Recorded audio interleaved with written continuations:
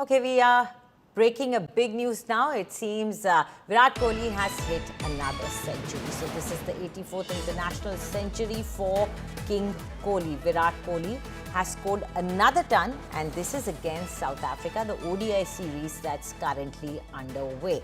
Now, this is a record 53rd ODI century for Virat Kohli. Extremely important as he is breaking records. Virat Kohli's astonishing ODI form continues amid speculations as to what is going to happen as he continues to display amazing form. Joining us live now is India Today's Nikhil Nas. Nikhil, another century.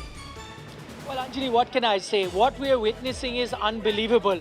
And that's not me talking about Virat Kohli getting 100 because that's pretty normal. The fact that here's a player who only plays one format in international cricket is getting hundreds at this consistency is a testament to the fact of how great or what a big player Virat Kohli is in the world of cricket.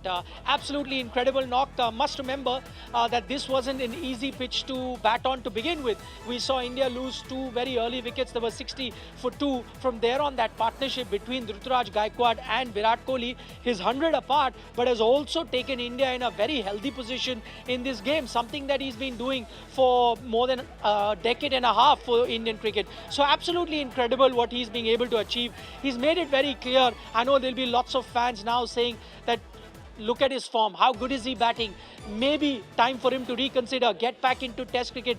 Those sort of conversations will start. But let me make it very clear, just the last match, that's about 3 days ago, he had got 100 and he was asked this particular question that now you're in such a good form, why don't you reconsider, get back into Test cricket? He made it very clear, no, that's not what I'm doing. I'm focusing on the ODI format. That's the only format that I'll continue to play, and look how well he is playing at the moment. Ably assisted there, I must say, by Ruturaj Gaikwad. Remember, he also is just playing his 8th ODI. For him also, it's been a stop-start sort of a international career.